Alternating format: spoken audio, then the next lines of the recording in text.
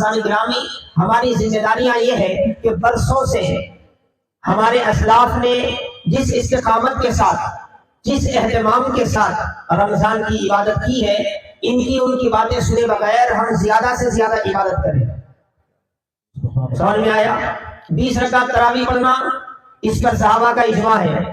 20 رکعت تراویح پڑھنا، اس پر اولیاء کا طریقہ ہے۔ دوسری چیزوں میں بار بار مکے کو بتانے والے آج کیا ہے مسئلہ آ جاتا ہے تو مکے سے بھی ہٹ جاتے ہیں۔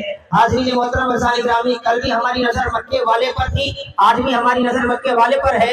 اسی لیے رمضان جب آیا تو زیادہ عبادت کرنا ہے، عبادتیں کم کرنا نہیں ہے۔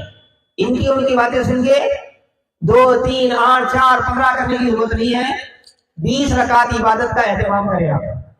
بزرگوں نے ہمارا ایک حکمت بھی اس میں بتائی ہے، ترمذی کے حدیث کا مفہوم ہے قیامت کا دن ہوگا فرائض، تو ترمذی کے حدیث کا مفہوم ہے، لمبی چوڑی تقریر کرنا نہیں ہے، کہ اللہ تعالیٰ ہمارے نوافل کو دیکھتا ہے، نوافل کو دیکھ کر نوافل سے فرائض کی کمی کی بھرپائی کرتا ہے۔ کرم والا رب ہے، اگر وہ کرتا ہے تو کسی کا کیا جاتا ہے، اس کی عبادت ہے۔ حضرت محدث دکن رحمۃ اللہ علیہ فرماتے ہیں اللہ نے اس امت کے لیے 20 رکعت کی تراویح مسنون اس لیے قرار دی تاکہ سال بھر کے 20 رکعت فرائض میں جو کمی ہو جاتی ہے، رمضان کی اس 20 رکعت کی تراویح سے اس کی کمی کی پوری کے اسباب پیدا ہو جائے، اسی لیے کم کرنا نہیں ہے۔ حضرت عائشہ صدیقہ فرماتی ہیں میرے آقا رمضان میں غیر رمضان میں 8 رکعت نماز پڑھتے تھے، بالکل تہجد کی پڑھتے تھے۔ 20 رکعت آپ تراویح کی پڑھ لیں، پھر تہجد کی 8 رکعت رمضان میں بھی پڑھے، رمضان کے بعد بھی پڑھے، رمضان میں بھی رمضان کے بعد بھی۔ آپ بخاری کی اس حدیث پر ام المومنین عائشہ صدیقہ رضی اللہ عنہا کی اس حدیث پر عمل کرتے ہوئے 8 رکعت تہجد کی رمضان میں بھی پڑھے، رمضان کے بعد بھی، مگر تراویح تو غیر رمضان میں نہیں پڑھتے۔ اور وہ کتنی ہے؟ 20 رکعت تراویح ہے، اس میں کیا بھی ڈنڈی مارنے ہو جائیے ان کی باتیں سن۔ پھر دوسری چیز افطار میں بھی کیا ہے، آپ جلدی پورا دن کا روزہ ہو گیا، اب عین روزے کی تکمیل کے وقت ایسی جلدی کرنا جس میں اشتباہ پیدا ہو جائے، یہ مناسب نہیں۔ 2 منٹ اور رک جائیں۔ دیکھیں آپ، ایک صاحب بول رہے ہیں آپ کو کہ 6:10 کو روزہ ہے، ایک صاحب بول رہے ہیں 6:12 کو روزہ ہے۔ اگر آپ 6:12 کو روزہ کھول رہے ہیں تو 6:10 والے کی بات پہ بھی عمل ہو جائے گا، 6:12 کی بات پہ بھی عمل ہو جائے گا۔ اگر 6:10 کو کھولے اتفاق سے 6:12 کی بات ہی صحیح ہو تو آپ کا روزہ خطرے میں پڑ جائے گا، آپ کا روزہ خطرے میں پڑ جائے گا۔ اسی لیے ادھر ادھر مت دیکھیں، بہت کچھ ہوتا ہے دنیا میں، آپ اپنا جو نظام ہے اس نظام کو برقرار رکھیں، آپ اپنا نظام، کیونکہ صرف رمضان کی تراویح کا مسئلہ نہیں ہے، لیکن اتنا یاد رکھیں رمضان آ رہا ہے، اگلے رمضان کا انتظار نہ کریں، رب نے جو رمضان دے دیا ہے اس کو غنیمت سمجھیں، اس کو غنیمت سمجھیں، اسی رمضان کو اپنا آخری رمضان سمجھیں، آخری رمضان سمجھ کے کیا ہے خوب محنت کریں، جتنی آپ عبادت کر سکتے ہیں کریں، قرآن کی تلاوت کریں، قرآن کی تلاوت سنیں، درس قرآن میں جائیں، درس سنیں، آپ اپنی آخرت کی تیاری کریں، کثرت سے استغفار کریں، روزے کی ابھی آپ نے سنا کسی بھی صورت میں روزہ معاف نہیں، پابندی کریں۔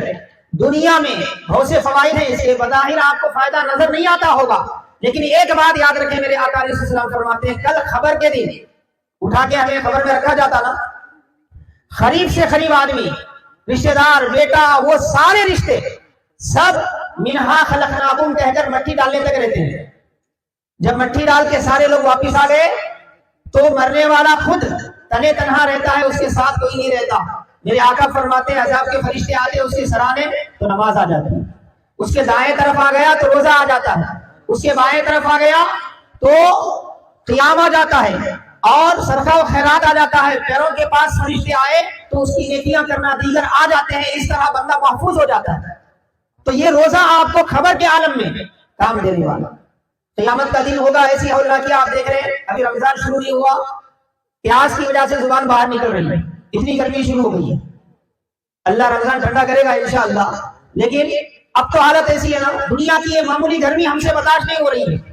میدان محشر کی حالت یہ کہ انسان اپنے بد عملیوں کے مطابق اپنے ہی پسینے میں ڈوبا ہوا ہوگا، ایسے عالم میں پیاس سے زبانیں باہر کو ہوں گے، کوئی سایہ نہیں ہوگا، उस वक्त इंतजार कर रहा होगा बंदा कि रब के फजल का ऐलान हो जाए, रब के करम का ऐलान हो जाए। एक हदीस पाक का मफहूम है, ऐसे वक्त में अल्लाह के साये के नीचे एक दस्तरखान बिछाया जाएगा और महशर में निदा दी जाएगी, वो अल्लाह के बंदो अल्लाह की रजा के लिए दुनिया में खाना पीना छोड़कर रोजा रखते थे, आओ उनके लिए रब के अर्श के साये में दस्तरखान का इंतजाम है।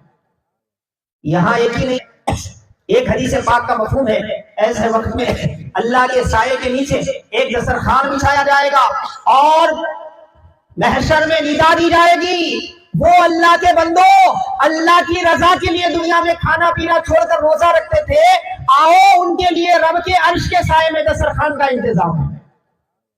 यहाँ एक ही नहीं, वहां भी नवाजे जाएंगे। फिर जन्नत में जाने की बात होगी तो हदीस पाक में आता है, एक दरवाजा ही अल्लाह ताला ने खुसूसी तौर पे जन्नत के दरवाजों में रैयान नाम का एक दरवाजा बनाया है, उसमें सिर्फ वही दाखिल होगा जो दुनिया में रोजदार था, जो दुनिया में रोजदार था। और सबसे बड़ा रोजे का कमाल ये है कि हाज़रीन मोहतरम, हदीस पाक में आता है, अस्सौमु ली व अना उज्ज़ा बी, रोजा मेरे लिए है, मैं खुद उसका बदला हूं। अल्लाह ने फरमाया मैं खुद उसका बदला हूं। रब का कुर्ब, रब का करम सब ये मिलता है। इसीलिए आप रमजान में खूब एहतमाम करें। इतना बड़ा जलसा करने की वजह यही है, उलमा यहाँ पर जमा हुए हैं, इसलिए जमा हुए हैं कि कहीं हम अपने इस गोल्डन चांस को मिस न करें, अपनी जिंदगी के रमजान को गफलत में न गवाएं। इसीलिए आज ही से आप एहतमाम करें, क्या क्या जिम्मेदारियां हैं निपटाने की कोशिश करें, क्या क्या मशगूलियात है उसे कम करने की कोशिश करें, ताकि रमजान में यकसोई के साथ, इत्मीनान के साथ हम अल्लाह की इबादत कर सके, हम अल्लाह को राजी कर सके, और इस तरह हमें दुनिया की बरकतें भी नसीब होगी और आखिरत की बरकतें भी नसीब होगी।